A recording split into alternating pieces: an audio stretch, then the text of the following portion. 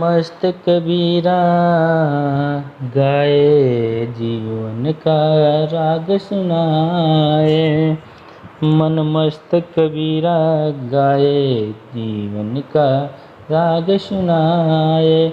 हम सब झगड़ालू लोगों को जीवन की राह बताए।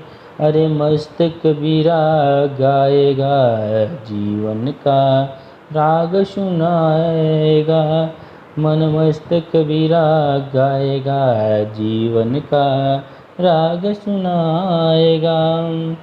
इसी प्रकार से आज कबीरदास जी के दोहे, जिसे हम लोग साखी कहते हैं, आज कक्षा 11वीं की यूपी बोर्ड के विद्यार्थियों के लिए अति महत्वपूर्ण ये साखियाँ हैं, जिनको 2023 में उत्तर प्रदेश बोर्ड द्वारा परीक्षा में बैठना है, उनके लिए बहुत ही लाभदायक साबित होंगे।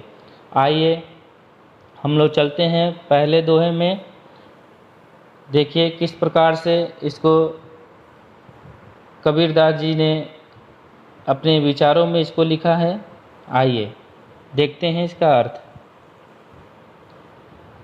बलिहारी गुरु आपड़ो दोहारी के बार। जिन मानिस तय देवता करतन लागी बार, करतन लागी बार। आइए देखते हैं। बलिहारी गुरु आपड़ो दोहारी के बार। जिन मानिस तय देवता करतन लागी बार। कबीरदास जी कहते हैं कि बलिहारी, बलिहारी मतलब न्यौछावर हो जाना। दोहारी दिन भर, कई बार मतलब कितनी बार। कबीरदास जी कहते हैं कि मैं अपने उन गुरु पर दिन भर में अपने शरीर को बार बार अर्पित कर देना चाहता हूँ, न्यौछावर कर देना चाहता हूँ। जिन मानिस तय देवता करत न लागी बार।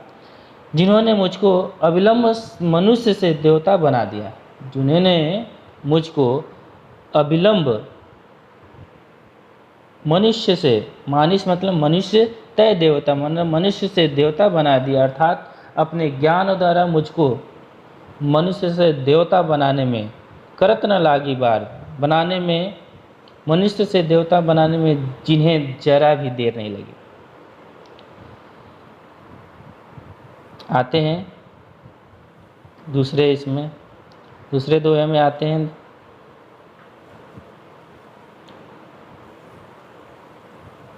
दूसरा दोहा क्या कहता है? सतगुरु की महिमा अनंत, अनंत किया उपकार। लोचन अनंत उघाड़िया, अनंत दिखावड़ हार, अनंत दिखावड़ हार। इसका व्याख्या देखते हैं। अनंत, अनंत दो बार आया है। एक अनंत, सतगुरु की महिमा अनंत, अनंत का मतलब है अपार। और दूसरे में लिखा अनंत किया उपकार। अनंत मतलब अनेक, किया उपकार मतलब उपकार। सतगुरु की महिमा, सतगुरु की महिमा का वर्णन करते हुए कबीरदास जी क्या कहते हैं? सतगुरु की महिमा अपार है, सतगुरु की महिमा अपार है। उन्होंने मुझ पर अनेक उपकार किए हैं। सतगुरु की महिमा अपार है, उन्होंने मुझ पर अनेक उपकार किए हैं। लोचन अनंत उघाड़िया, लोचन अनंत उघाड़िया, अनंत दिखावण हार। उन्होंने मुझको दिव्य दृष्टि दिया, लोचन आँख, दृष्टि प्रदान की, और अनंत ब्रह्मांड की उघाड़ी, अनंत दिखावण मतलब ब्रह्मांड के दर्शन कराए हैं, अर्थात भगवान की अनंत सत्ता के विराट रूप से परिचित कराया है। ये दूसरे दोहे का व्याख्या था। आते हैं तीसरे दोहे के व्याख्या में।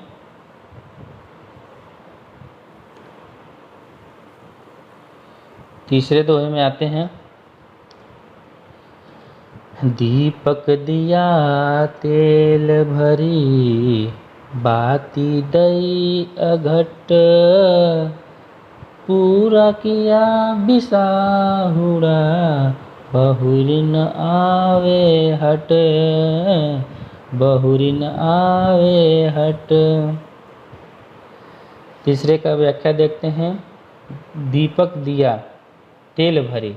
संत कबीरदास जी कहते हैं, गुरु ने शिष्य के शरीर रूपी दीपक को ईश्वरी प्रेम रूपी तेल से, ईश्वरी प्रेम रूपी तेल से भर दिया और उसमें ज्ञान रूपी अच्छे बत्ती डाल दी। उसकी ज्योति से जीवन की सांसारिक वासना समाप्त हो गई। पूरा किया विसाहुना, बहुरी न आओ हट, अर्थात सांसारिक भावनाओं का क्रय और विक्रय समाप्त हो गया, जिसके परिणाम स्वरूप जीवन के लिए या जीव को आवागमन के चक्र से मुक्ति मिल गई। अब उसे संसार रूपी बाजार से फिर नहीं आना पड़ेगा। कहते हैं कि जो सांसारिक भावनाओं का क्रय और विक्रय समाप्त हो, क्रय मतलब खरीदना, विक्रय बेचना, वो क्रय विक्रय जो सांसारिक रूप से समाप्त हो गया, उस भव सागर से जीवन को आवागमन के चक्र से मुक्ति हमें मिल गई। अब उसे संसार रूपी बाजार में, अब उस संसार रूपी बाजार में फिर नहीं आना पड़ेगा। अगले दोहे में चलते हैं।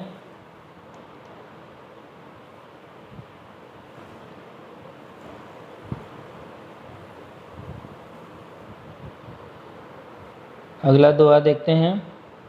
बूढ़े थे परी उबरे, गुरु की लहरी चमकी, मेरा देखया जर जरा, उतरी पड़े फरंकी, उतरी पड़े फरंकी।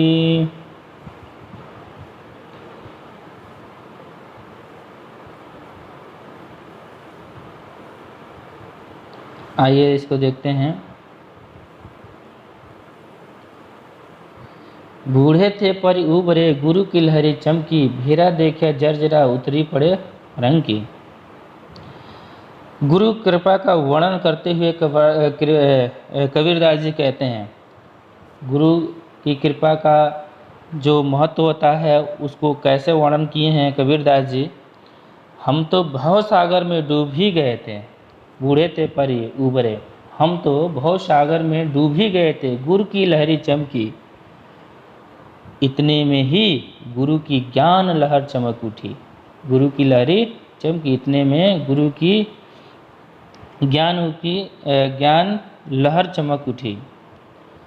भेरा देखा जर्जरा, भेरा देखा जर्जर, गुरु की कृपा से हमने देख लिया कि हमारी नाव अत्यंत जर्जर है, उतरी पड़े फरंग की। अतः हम उससे उछलकर जर्जरे नाव से उतरकर कूद पड़े और हो गए इस प्रकार। गुरु द्वारा प्रदत्त ज्ञान के कारण हमारा सांसारिक मोह समाप्त हो गया, हम भव सागर से पार हो गए। जर्जरे नाव से कबीरदास जी कूद पड़े और उस भव सागर से सांसारिक मोह से समाप्त हो गया और भाव सागर से पार हो गए। आगे नेक्स्ट दोहे को देखते हैं। नेक्स्ट दोहा रहता है, चिंता तो हरि नाव की, और न चिंता दास, जे कुछ चितवे राम बिन, सोई काल की पास, सोई काल की पास। इस दोहे में कबीरदास जी कहते हैं कि चिंता तो हरि नाव की, हरि के सच्चे सेवक ईश्वर का ही चिंतन करते हैं, और न चिंता दास, अन्य किसी वस्तु की चिंता नहीं करते हैं। जे कछु चितवे राम बिन, जे कछु चितवे राम बिन, वे इस बात को भली बार जानते हैं कि ईश्वर का स्मरण करने के अतिरिक्त सोई काल की पाए, अन्य सभी चिंतन मृत्यु के समान बंधनकारी है। कहते हैं ईश्वर के ईश्वर के नाम के अलावा अन्य सभी वस्तुएं चिंतन मृत्यु के समान बंधनकारी है, मतलब बंधक बनाई गई हैं। इस तरह से ये कबीरदास जी अपने शब्दों में व्याख्या करते हैं। एक बार फिर से देख लेते हैं। चिंता तो हरि नाम की और न चिंता दास। कबीरदास जी कहते हैं हरि के सच्चे सेवक, चिंता तो हरि नाम के सेवक ईश्वर का ही चिंतन करते हैं, अन्य किसी वस्तु की चिंता नहीं करते हैं। वे इस बात को भली प्रकार से जानते हैं, ईश्वर का स्मरण करने के अतिरिक्त जे कुछ चितवे राम बिन, अन्य सभी चिंतन मृत्यु के सोई काल की पास, वो सब मृत्यु के समान है। आगे चलते हैं।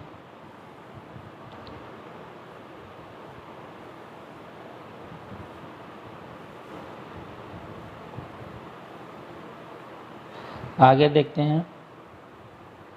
तू करता तू भया, मुझ पे मैं रही ना हूँ, बारी फेरी बली गई, जीत देखो तीत तू करता तू भया, मुझ में मैं रही न हूँ, बारी फेरी बल गई, जीत देखे वो तीत तू। इस पंक्ति को, इस दोहे को देखते हैं। कबीरदास इस पंक्ति के माध्यम से परमात्मा में लीन होने का परिमाण यह होता है कि स्वयं वह व्यक्ति भी परमात्मा का ही रूप प्राप्त कर लेता है।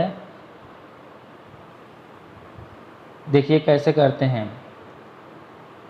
तू करता तू भया, हे प्रभु तू करते करते अब मैं तेरे ही रूप वाला हो गया हूँ, मुझ में रही न हूँ। अर्थात प्रभु का नाम रटते रटते मैं भी प्रभु जैसा ही हो गया हूँ। बारी फेरी बली, मतलब मुझ में रही न हूँ।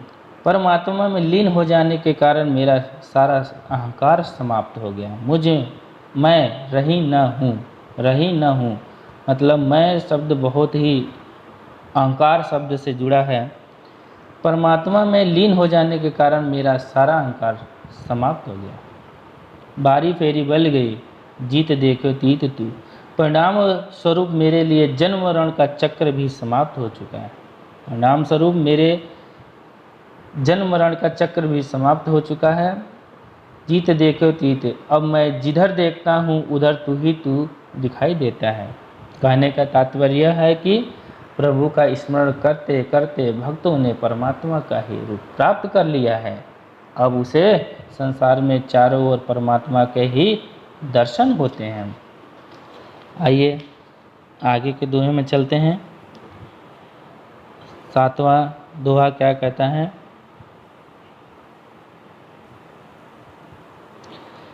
कबीर सुता क्या करे, काहे न देखे जागी, जाके संग तै बिछुड़िया, ताही के संग लागी, ताही के संग लागी।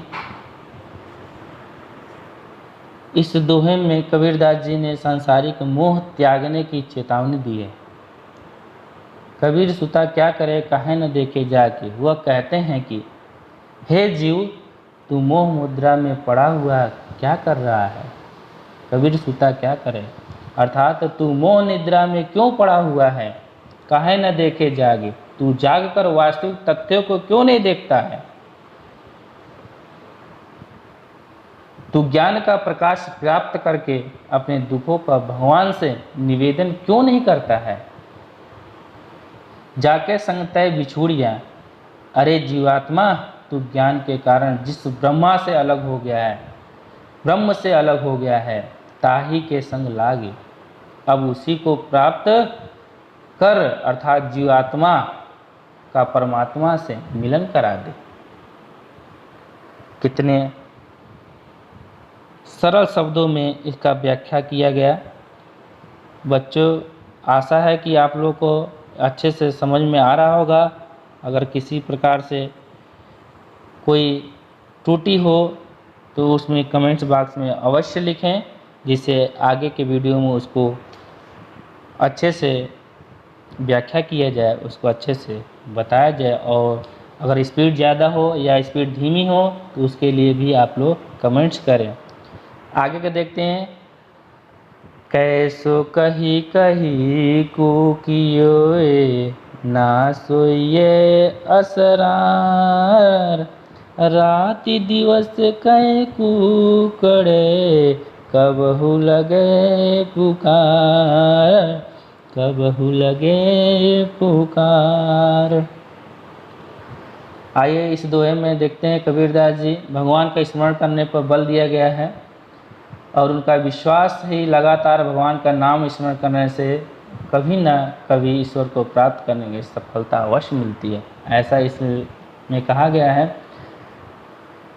कैसो कही कही कूकिए, कबीरदास जी जीवों को संबोधित करते हुए कहते हैं, क्या कहते हैं? हे प्राणियों, हर समय ईश्वर का नाम लेकर उसे पुकारते रहो। कैसो कही कही कूकिए, कूकिए मतलब पुकारते रहो। न सोइए असरार, तुम आलस मत करो, तुम आलस मत करो अर्थात ज्ञान निद्रा का परित्याग करो, अज्ञान निद्रा का परित्याग करो। रात दिन लगातार, रात दिवस कै कुकड़े, रात दिन लगातार पुकारने से कभी न कभी कबहू लगे पुकार, कभी न कभी तुम्हें सफलता जरूर मिलेगी। अर्थात कबीरदास जी कहते हैं भगवान कभी न कभी किसी दिन तुम्हारी पुकार अवश्य सुनेगा।